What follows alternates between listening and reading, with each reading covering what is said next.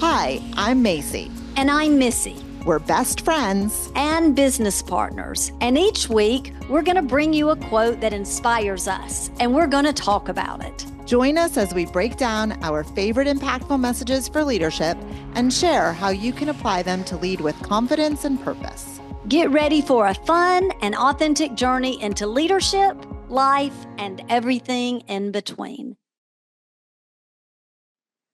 Well, hey, bestie. Hey, bestie. Great to see you. Yes, so good to see you too. Excited about today. I know. So today we're going to break down a quote that might flip some people's ideas of business on their head. That's right, because there are generally two types of leaders that we meet before they start working with us, right? There's those that are like scrambling, putting fires out all day, and then those that are like dreaming big about the future, but they have no idea how they're going to get there. And the truth is that neither one of them necessarily builds a strong business. No, because one keeps you surviving, the other one keeps you wishing. But leadership, real leadership, sits right in the middle of that tension. Yes, and our next guest is going to help us break this down. So before we share the quote of the episode, let us introduce our guest, Bill Brusard. Welcome, welcome, Bill. Thank you for having me. You're here with us today. It's a pleasure to be here. Yeah, Bill, so why don't you share with our listeners about you, what it is that you're working on currently, all that good stuff. Okay. So currently, I'm a multi-store auto shop owner, and we have a coaching program, Auto Shop Answers. We train other shop owners. It's more of a way of giving back to the industry that's been so good to us. Yeah. But we're also putting together like a private equity platform. We plan to go to transaction next year. We're going to stay on, but we're de-risking our portfolio. We built up, I think 15 stores now, has an enterprise value of over $300 million. We're de-risking the portfolio. We're bringing other shop owners with us to do so, other performers. And we also teach people how to do that. It's, we build it with the end in mind. Great. And we talk about having the vision. But we also we have perfected a business model through Auto Shop Answers, and we teach other people how to successfully run their auto shop. All right, so your ideal audience, for our audience that is listening today, your ideal audience are auto repair shop owners, yes? Yes. Yeah. Perfect. Now, I'm a technician. I'm originally a technician. Okay. And I transitioned into CEO to what I'm doing now. So kind of like what you guys teach, how do you transition from a mechanic to a CEO and have successfully? So how do you get those tools? Yeah. Okay, awesome. Well, I believe that today's episode will even transcend the auto industry. Yes. Because it's such a great quote. And here's what it is. Strong businesses are built by leaders who can see both today's problems and tomorrow's possibilities. So let me say that again. That's a big one. It is Strong businesses are built by leaders who can see both today's problems and tomorrow's possibilities. So Bill, Macy, let's talk about it. Yes. Bill, when you hear this quote, what stands out to you first? So a leader needs to live in two different time zones. One is today's discipline. We have to grind out the daily tasks, but we also have to have a vision for the future. So like I said, we build it with the end in mind. Yeah. So our vision is we're going to do a private equity transaction. We're going to stay on. We're going to do it again. We're going to do it again. And we're going to build $1 billion enterprise. And we're doing it with a perfected business model that's already been proven. The founder of the company did this back in the 80s and 90s. He grew a chain of store from 1 to over 30, and he sold it to a venture capital company by the time he was like 36. Wow. Yeah. And he successfully did it. So this is 2.0. Love that. Yes. Love that. So with that in mind, Bill, like I would think that there's leaders who struggle, right? Because they're staying stuck in today and or they're only thinking ahead to tomorrow. So where do you see leaders struggle more, with the staying stuck or thinking too far ahead, or what does that look like? What are you noticing? Well, I think the anyone can deal with today because today's happening. I think the future, you have to know what to do. So you have to have the wisdom. So what is wisdom? It's the knowledge of knowing what to do next. So what we teach at Auto Shop Answers is what to do next. Here's a playbook. And Love when you that. build it with the end in mind, is what's your end game? You're just going to keep showing up for work and hope you make money, or you're going to plan for this making money and plan for maybe an exit or a transfer to another family member. But we give you the playbook and with all the possibilities so you can maximize your company. So good. Yeah. So how do great leaders, thinking about being in the day, how do they distinguish like what is urgent today with what matters long term? Well, what's urgent today, I mean, we have to run profitable companies. We have to give our employees the tools to do so. So we're big on training. We hire great people, through track record hire, through their resumes and through interview process. And then we train them and give them the tools for success. And then we mentor them. We have other shops. They can work over here, work over there, and they'll learn in our process. So we always say it will never be us. If the job doesn't work out, it will not be us because we gave you all the tools and training to succeed. I love that. Yeah. So it will never be us. So like we talked about earlier, it's if you take a technician that's a good technician and you hand him the keys to the store, okay, you're now the general manager of the store. Right. We see it all the time. And I went out to, I'm going on vacation. He's going to fail. Right. He's not going to know what to do next. Yeah. No, I love that. I love that it's not going to be us like that. It needs to be a sign that's in like the break room because. Or own a t-shirt. Right. It'll never be us. Let me ask you this. So it seems like, as an owner, as a leader, you have to live in both of these worlds, right? Two time zones. Love that. Today and tomorrow. So what happens or what's the cost when a leader only focuses on what's going on today?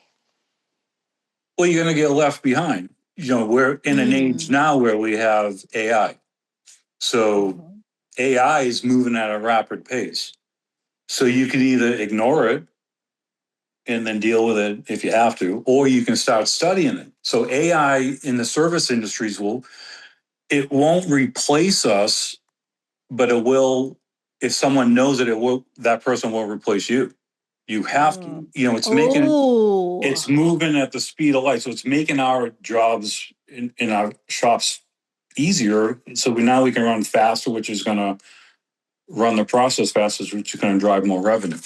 So I think that's such a good point, Bill, because I think people are like, AI will never replace me. And you're right. I don't think in an industry like yours that AI will replace the person. Right. But I love what you just said, that AI won't replace you, but the person who knows AI, because we have also come up, and I don't know if you're seeing this, Bill, but we've come up with a lot of people in the blue collar world that are like, well, we're not touching it. We're afraid of it. We're not touching it. We don't need to know it. But I think that if you're listening, please, pause enough to realize what Bill just said.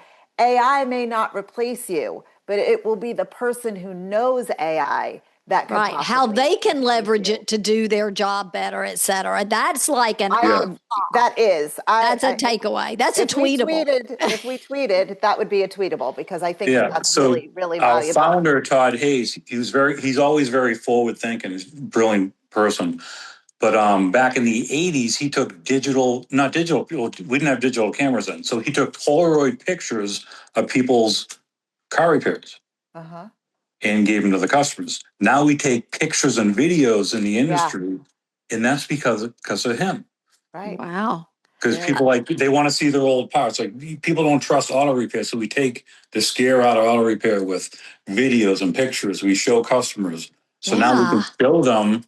And he used to show them here's a Polaroid picture of your vehicle. Yeah. Because that's the only technology he had at the time. I did that recently. I just brought my car. I have a Volvo. I just brought it in for service and they sent me a video of like them walking around and showing. I was like, that was kind of, that's kind of cool. I don't need it necessarily, but I thought it was kind of cool. Yeah, you can credit that to Todd Hayes. Okay, Todd Hayes, thank you. Okay, so I want to flip the script on that a little bit. Yeah. Because we were focusing on when a leader just focuses on today. But what happens when a leader only focuses on the future and ignores today? Well, I think you're going to get, also, you're going to suffer from, you like, on the financial end, your sales are going to be down because you're not going to be able to handle what's in front of you if you're so distracted with the future. Yeah. So you have to live in two different time zones, because in our industry now we have electric vehicles. Now, with this administration, they're trying to squash them. The last administration, they're trying to bring them in. So you have to learn them. They're eventually coming to town, so you have to embrace them. Yeah. You know, we don't like it because now they're replacing the gas engine with the electric motor. So it's like, so the cars are going to need less, but they're still going to need brakes and tires, suspension. So you have to at least learn it, you know, going forward, or when it comes to town, it's going to disrupt your company because you're not going to know what to do with it. Yeah. Yeah. So these are disruptors. To any industry can have a disruptor. It's like all of a sudden, my dad was a TV repairman for years when they had tubes. And all of a sudden the transistor came out, and with a year or two, he was out of a job. He was out of a career. Yeah. Wow. Because TVs were cheap and people threw them out. Right. And no one fixed TVs anymore. You know, you don't replace a transistor because they don't break. Right. Right. Yeah. Let me ask you this. When we do training, one of the things that we really focus on is empowering the team, right? Like the leader cannot do it all. The shop owner cannot do it all. So how do you feel about empowerment, and like, how do you advise your CEOs to build that team so that the owner doesn't have to be involved in everything? So you have to be, so we train our managers from the start. You have to be secure in who you are as a leader. Yes. So you're not hiring inferior people because you're insecure, because you'll never grow. Right. Like you're saying, sometimes leaders might hire someone that's not as good as them because they're afraid, like, insecure. Right. Yeah. So you have to be, you want to hire people. I want to hire people smarter and better than me. Yes, of course. It's, you know, a rising tide floats all boats. So it's going to bring my level up. When I go into a room, I want to be the dumbest guy in the room. If you're the smartest person in the room, you're in the wrong room. Yeah. Right? We want to learn. So those are the principles. You have to train people like this. Is like, I was a technician. I remember I was a really good technician at the dealership. I didn't want them to hire anyone else because first I wanted all the work for myself. And it might be someone better than me. Then I'm not the best anymore because I was, you know, an insecure kid. Yeah, you were young. You didn't know it. You didn't know that that wasn't the real key to leadership. Yeah. Right. Or if they hire someone good, maybe I can learn from them. Maybe there's something I don't know. Yeah. It's all in that mindset of how you look at it, right? How you let your ego show up from day to day. So, Bill, what would you say accountability looks like in a strong business, say, versus like a struggling one? So we're big on KPIs. Those are key performance indicators. Right. So in our company, we have gross sales, car count, which is market share, and then we have the average ticket. How much did that car leave for? So those are our metrics we look at. And then profitability. So you don't have to look at much more than that. We look at if the sales are up, profitability's up. There's not much more to look at. All of a sudden, well, sales are down. Okay, the average ticket's down. Car count is up. Okay, we got a training issue. We got to train them. Okay, car count's down. Average ticket's up. Customers aren't coming back. We got a market share problem. So is it they don't like the people we have, or is it's an advertising issue? Maybe some competitors open up in the area. So we're big on KPIs. You have to look at you have to know your numbers or you don't know your business. But I like that you're only really using 3 metrics. Like I think some companies have KPIs. Yeah, they overcomplicate. So many. But it's like, how the heck can I? Like how you just said, like if the market share is down, there's really only a couple of reasons that would happen. There's not 3,000 reasons. No. So I think that's really key. Simplicity. So our industry is littered with gurus that train other shop owners on how to improperly run a shop. They never own a shop. They're great speakers, but they're providing the wrong information. Yeah. So the benefit of using us is we're not gurus, we're durus. We have a shop. That's another tweetable, Bill. You are dropping Bill gold. Brusard brought the tweetables. Yes, that is it. We're not gurus, we're doers. Like, I love that. So we don't overcomplicate. They talk bay efficiency and all this stuff, and I'm like, what is that? Effective labor? Yes. What is all that stuff? Yeah. And they can't even explain it. Yeah, they explain themselves deeper into the whole, right? And you're like, I don't even understand what you're talking about. I know. And Macy, I think that's like why we try to simplify our training, right? Because you get into all this philosophical stuff and you're like, what do I even do with this information? So matters. Right, it does. It does. Like it can't be theory. It has to be literally like what we teach you today, you could put into practice this afternoon. Yeah. And we simplify this where it's so easy. It's color by numbers and it's not complicated. It's a ticket problem. It's an average ticket problem, or it's a market share problem, which is car count. Two metrics. Let us ask you this, Bill. How can leaders avoid becoming the bottleneck in their own business? Because we see this a lot. All the time. And I'm sure you see it too. I've experienced it. Before people start working with you. So like, what are leaders doing that they are becoming the bottleneck? And then maybe what is a piece of advice that you would give them to stop doing that? So you hire great people, you train them, and then you get out of the way. Yes.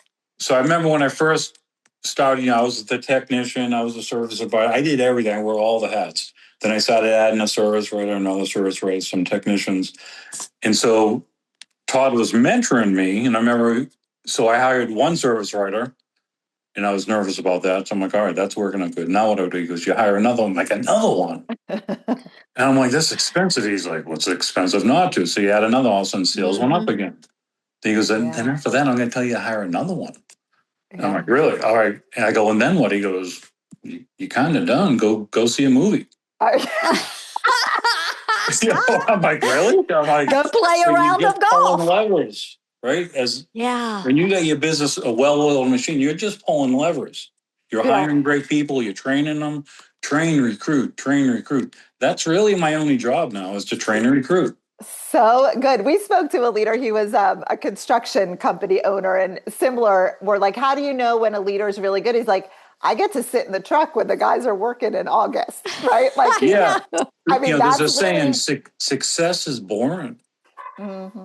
I think but sometimes people want to do because they don't want to be bored, right? Yeah. Like they want to keep going. That's their personality. Like I want to go to a movie. I want to be doing something. But I often think that is when they become the bottleneck, because you have to ask yourself, I think, Bill, tell me what you think. Like, why'd you get into business in the first place? You didn't get into business in the first place to work 60 hours a week. Running around like a chicken with your head cut off. You buy yourself a job. So at that point, that's where you can scale a company. You can open up another location and another location. So now you're a good leader. Yeah. So now you want to grow. You want to level up. A lot of people, they just stall out in first or second gear. It's like we're designed as humans to keep going. Yeah. To level up. So good. Yeah, which leads to burnout, right? Kindergarten and stop. We go to 12th grade. We keep learning. We keep leveling up. Yeah. Level up. So, Bill, what is one shift a listener can make this week to lead more strategically? One shift. I mean, discipline for us. I mean, where we go on these different kicks. Like Todd, over the years, he let his health go, but now he's laser focused. He's doing his 10,000 steps a day. He's eating right. He's posting his weight online. He lost like 150 pounds. So it's good for him. Yeah. So we do a morning take 5. So it takes discipline to do that. We do it at 6:45 in the morning. And what does that look like? All our staff members, we open at 7. All our staff members come to the shop and we talk about a piece of our business model. So this has been a game changer when I started to implement this to the companies. Almost like a huddle, Bill. Like that's what I'm imagining. Okay, I love it. Okay. So everyone gets together. Now, it's not a complaint session. Sure. Right. It's a training session. Like a stand-up. We start with a clap and everyone's happy.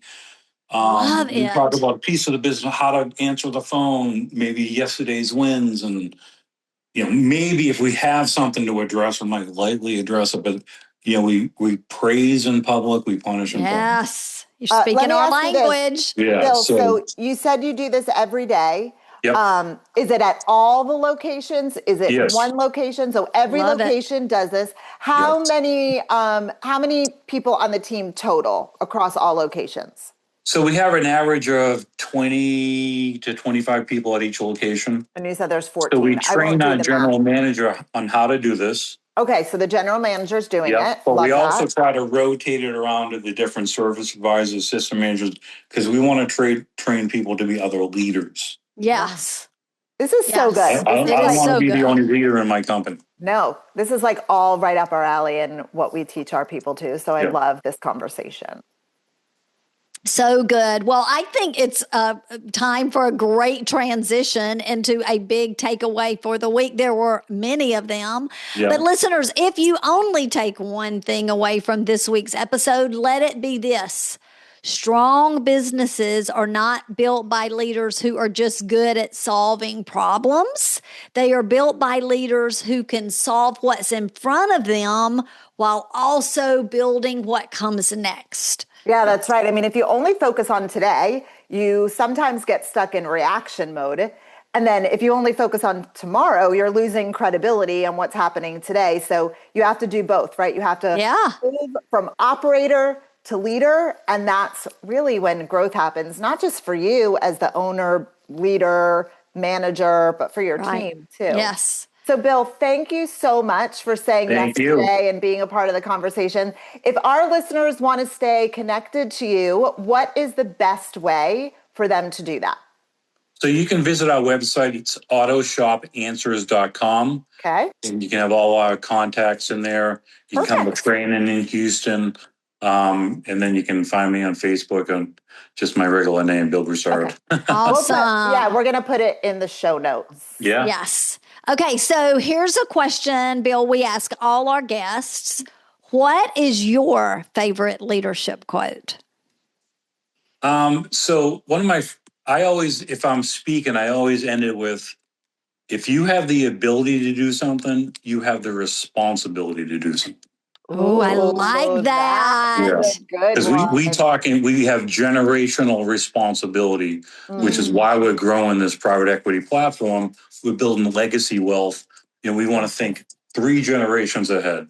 Wow. Bless our Love children. it. Love that. Listeners, do you have a favorite leadership quote? Send it our way and we may spotlight it on a future episode. And we'll be back next week with another quote and more leadership insights. And you know what we're going to do? We're going to talk about it. Thanks so much. Bye, Awesome. Bill. Thank you. Bye, Thank you. bestie. Thank you. Thank you for listening. If you're enjoying this show, please show us some love by clicking the 3 dots to download the podcast, leave us a 5-star rating on your podcast app, and talk about it with other leaders to help them find the show from any of the major podcast apps. We'd love for you to follow us on social media too. Mpactful with an M _ messages on Instagram and Mpactful Messages on LinkedIn.